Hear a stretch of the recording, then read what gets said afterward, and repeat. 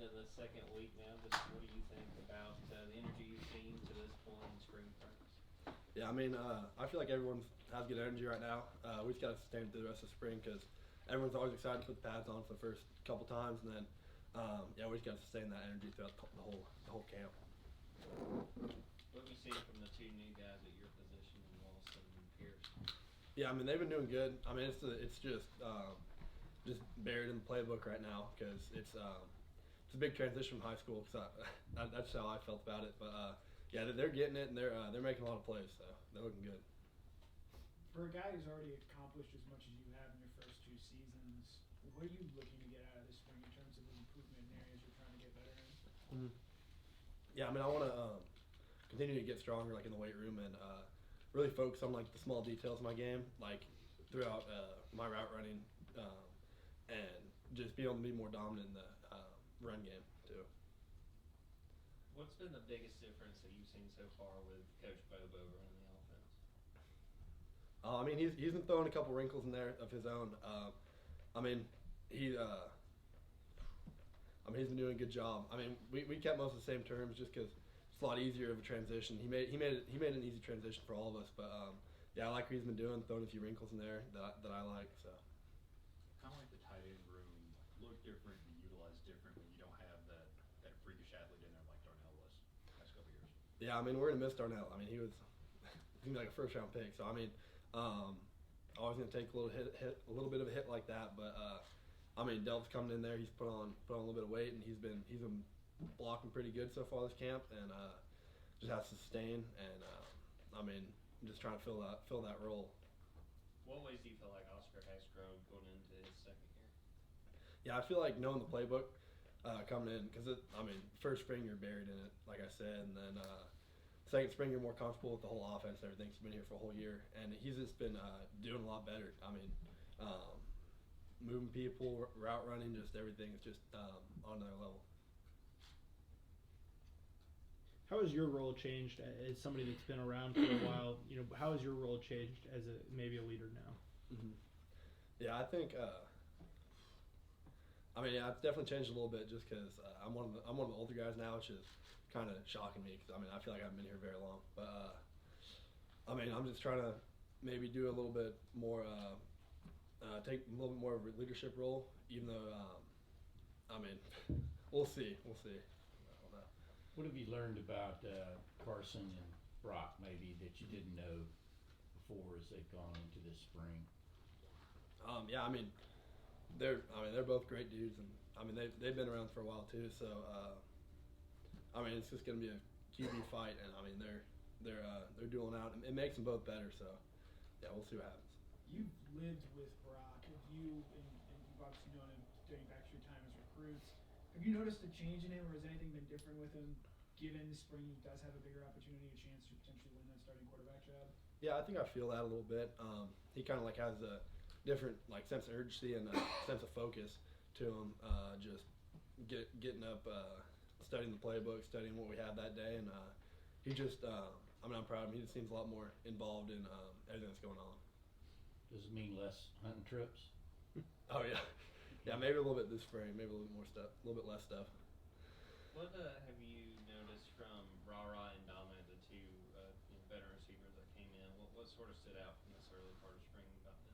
Yeah, I mean, RaRa's just been out there making plays. I mean, he's just an athlete. I mean, he's gonna be really good for us. And then Dom, I mean, he's shifty and catches almost everything. So I mean, I think they're gonna be two good additions for our receiver room. Brock, I had a question, non-football, about NIL. I think I remember in the offseason, maybe in January, I read that you weren't going to take any of the NIL money. You had enough of the deals. Can you talk about what goes into that decision of essentially turning away an opportunity for even more money? Yeah, I mean, it was like with the collective, and they offered me a little bit of something, but I just feel like I have enough of my own stuff going that it could kind of go to some, like kick back into some of the other sports, and hopefully some other guys get the opportunity. And then as far as the NIL goes, I don't know. I mean, we all saw Stetson dress up as a milkman. I've seen you on billboards and in pictures. But have you done anything fun or interesting during the off season that it comes to mind? I mean, signing some stuff. I mean, Nothing too crazy. no, nothing too They crazy. haven't dressed you up. They haven't dressed you up. Oh no. Yeah, try to stay away from all that. Brock, you were obviously featured in Monken's offense the last couple of years. Did you wonder how the change to Bobo might affect your production? Yeah, I mean, I definitely kind of thought about that when it first came, but then I mean, Bobo's kind of been around the tight end room a lot and through the last year, and I mean, I guess we'll see what happens this coming year, but I mean, I hope to be utilized almost the same way as I was in Monken's offense. Brock, does having more speed with Dominic coming in and RaRa on the outside and just overall a little more speed at receiver and Darnell not being there, does that change the dynamics? Could we be seeing less 12 personnel and stuff this year? Yeah, I think we're. I mean, it's still early to tell. I mean, still a lot of like development to go, and I mean, still some of those, like even Dom and RaRa are still kind of trying to get it figured out in the playbook. So they're still swimming in their heads a little bit. But they're getting playing faster and stuff. But I mean, it's still kind of early to tell. So we'll see when it gets later in camp. What impression did you have with Coach Bobo being around the tight ends last year and getting to work with them? What that was like last season? I loved Coach Bobo last year. I mean, he was always around, just bringing a good vibe, and I mean, he's a really smart dude on the offense side of the ball. So I mean, I'm happy with it. How much do you feel like that helps? That I mean, he was here last year. This isn't a totally new person walking into this role.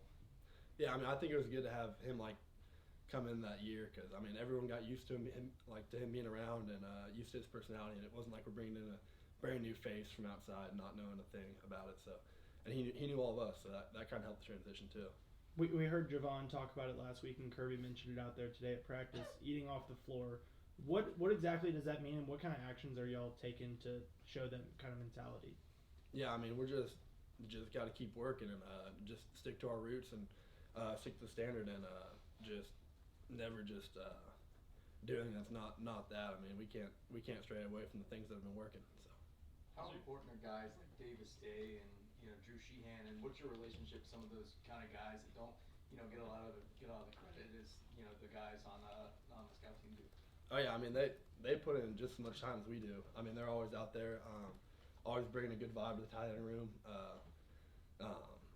They get their reps and they don't complain. So it's always nice to have them around.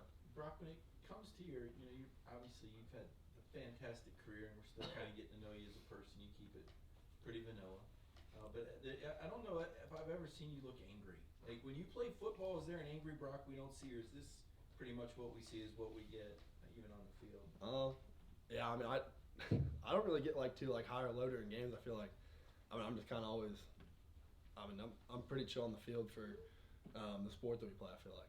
Is there anything that gets you angry? Your siblings, off field, cold food, early wake up calls? It'll be like random stuff, just like a random someone poke me or something. I'll get angry. I mean it doesn't make any sense, but I mean not a lot of stuff bothers me, I guess. For you, Brock, do you have to make any kind of adjustment with Stetson not being the quarterback? I mean, the fact that this is going to be whoever winds up winning the job. Does that change anything you have to do or any adjustments you have to make? I think it just goes back to building trust with the dudes. I mean, they're all going to get plenty of reps because we take so many reps in practice. But just throughout the spring camp, fall camp, 7-on-7s, I mean, we're all going to be getting reps together, and just the more reps we can get, the more trust and the relationship we can build with each other on the field. In the past, you've said you've enjoyed watching George Kittle play. What is it about his play style that sort of inspires you, makes you want to mold your game after him? Yeah, I think his versatility, in the pass game, is very big, and I mean he's a hell of a run blocker, and he's not afraid to get in there and everything. So I try to model my game after that. Did you grow up a Niners fan? A little bit, yeah. I had a Niners helmet and everything. Yeah. Do you ever have guys like Charlie Warner, even other former Georgia tight ends, kind of reach out to you and to see how y'all are doing or ever visit? Yeah, I mean Charlie's always around. Right now during the off season, he's around getting treatment, working out. So I mean it's always nice to talk to him and talk to Fitz once in a while, and then see what happens with Darnell coming up. So yeah. We have time for one more question. Do you actually know anything about wine growing up in Napa?